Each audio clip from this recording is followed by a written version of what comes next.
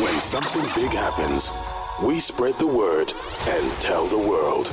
Power 98.7. Now we're talking. All right, 25 minutes now to go till 8 o'clock on Power Business, this Monday edition of the show. And we do this every Monday. We call it the Africa segment. And, well, tonight on our Africa segment, we're diving into the latest developments in global trade as the US and China have reached a significant agreement to suspend most tariffs on each other's goods. And this move marks a potential de-escalation of the trade tensions that have shaped much of the relationship between the world's two largest economies. And well, to help us unpack the details and implications of this tariff truce, we're joined by Luthando Vuba, Executive Head of International Trade at Standard Bank's Business and Commercial Banking. Luthando, very good evening and good to have you with us on the show this evening. Good evening, Nosipho. Thank you for having me, and good evening to your listeners. So I guess let's start then with the significance of this tariff reduction when it comes to the trade relationship between the US and China. Of course, that meeting over the weekend in Switzerland, one of the outcomes we know now is that it's been confirmed that US tariffs on Chinese imports will drop from 145% to 30%, and China will reduce its tariffs on US goods from 125 to 10%. But, take us through the importance and significance of this. Yeah, thank you, Nosipho. I think what we're seeing is the theme that has been continuing even from the previous tariff and diplomatic relations with the likes of Canada and also Mexico, where there is a decision made from Washington, and since subsequent, once the two sides meet, it has been a pause or in this case a truce, because this is the biggest trade war we've seen. So I think what we are seeing is the two sides, and with the lobbying from the different sides, with its private sector, or within just the government representatives coming to the table to actually discuss, because it does have quite an impact on both economies, the trade war. So I think that's the first thing about the de-escalation, and it's really about the conversation actually being had. And I think what we've seen is the decision coming out of Washington and not really engagement on this. And it's this continuation where the U.S.'s priority is how to bring balance to the trade deficit, which is quite severe with China. So I think what this means and what we'll see is, and this is also what the Treasury Secretary indicated, that there will be a mechanism in place to keep this conversation ongoing. So I think the 90-day truce may well mean that this will be an ongoing, and when we get to the end of the 90 days, that there is an extension of it, provided obviously goodwill from both parties and negotiating in good faith. And the major concern, or rather what we would be looking at then, is just what this means for businesses and supply chains. So I think in the 90 days, expect a shipping boom. Expect really those businesses, supply chains where there's been a halt, to get goods moving. But at the same time, I think business and other stakeholders will continue to lobby the government stakeholders to keep the conversations going towards a balanced approach and something that can see more stability with the tariffs that's currently in place. Yeah, Luthando, that's definitely a positive sort of outcome there when we look forward then to seeing an increase in movement there after we saw businesses sort of adopt that wait and see approach when it came to these tariffs. But you point out then the impact on both economies. But what does this recent then US-China agreement to suspend most tariffs mean then for the global economy? Yeah, so I think it presents opportunities for I think from a global community, it presents opportunities on what, and how to possibly re-engage the U.S. as a key trading partner. And I think you need to understand the U.S.'s role in terms of just globally accounting for just over a quarter, of the trade. So there are significant parts to consider. And I think most importantly, to maintain the multilateral trading system, which is the interconnectedness of supply chains and obviously more stability. And that's what's really key for businesses. think that that's the first thing that is encouraging about this, that we get back to the table, we'll maintain the multilateral trading system.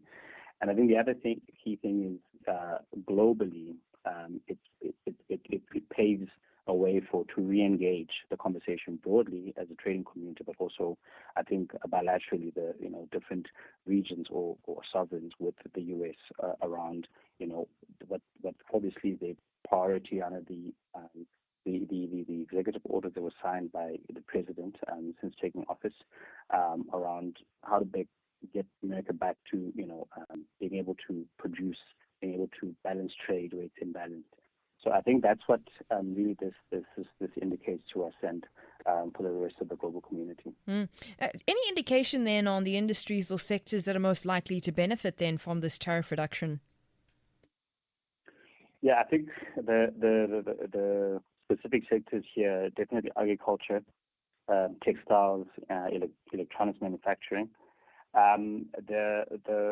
The major thing, which sort of the contention that we've seen around these tariffs, and also was mentioned by the Treasury Secretary, is semiconductors, medicine, and steel, where the initial sort of noise around COVID. If you recall that this conversation between China and the US is going back to 2018, where they were reaching this deal around 2020. So we see that still being strong on the table and something that the U.S. continue to see as national security interest. I think further afield in the likes of your agriculture, textiles, electronics manufacturing is really the industries that are probably buoyant and really getting rearing to go when it comes to continuing the supply with their trading partners. But then also where we would like to see the most activity coming out of this announcement from today. Now, we are, of course, speaking in an Africa segment. So, Luthando, I want to know from you then, what are the immediate implications then for African economies that are heavily reliant then on trade with either the US or China or simply both? Yeah, I think for Africa, it's an exciting story by the way how I look at it, because on the one hand, come the 90-day truce, and also the tariff reductions not on all the products, it's some of the products. I think it continues to be an opportunity for African businesses to look at the playing into the supply of those gaps that are there, where that supply that used to come from China will present an opportunity. And agriculture, textiles being a big one that we've seen, and even from our different markets and the clients that we have. And I think with China, both what we've seen around African manufacturing capacity being boosted, both investments, but also the machinery equipment that comes from the east to help really boost that manufacturing capacity we've seen in the agri sector. But also for China, who then, when it comes to what they rely on supply from the U.S., especially in the agricultural space, because that's really compelling competitive advantage for African countries to really step into that gap that would be there to supply to China when it comes to agricultural goods. So I think that's what we are seeing for African businesses. And then with that uncertainty that I think the announcements that we've been seeing around tariffs and reciprocal tariffs, it has really forced a lot of businesses to start to think regionally, to think around intra-Africa trade, and we also have the role and a very exciting agreement of the AFCFTA, which seeks to reduce tariffs, harmonize trade policies to really enable more and better intra-African trade, and really deal with some of the non-tariff barriers that is actually a direct barrier to the trading in the region and the rest of the continent. So I think that's what this presents for African businesses to start to think around the opportunity areas and specific value chains of products with the US and China, but also looking inwardly and the region and where those opportunities are opening up to either invest or to trade within the region. All right. I want to end off then with a look on the commodities front, with China being a major trading partner for many African countries, especially on the commodities front. Luthando, how might this truce then impact demand and prices in global commodity markets? I think what we'll see just coming out of today, there's been a positive reaction. S&P 500 and also the bonds market. This is just as of this morning, come out in New York. New York morning in New York, S&P was up around 3.1%. So I think what we will see is the positive response because one, we're getting back to engagement, which means better chance of stability. And then what we likely to see then, I think for commodity prices to remain, stable as we see out this 90 days. That's sort of I think what's expected going forward. All right, Luthando, we're going to leave it there. Thank you so much for taking us through that conversation, the developments that we saw over the weekend, US and China reaching a trade deal when it comes to those Euro tariffs. Really appreciate your time this evening. Thank you very much. All right, that was Luthando Vuba, Executive Head of International Trade at Standard Bank's Business and Commercial Banking, taking us through our Africa segment this evening, those developments out of Switzerland over the weekend, as I mentioned, US-China trade deal.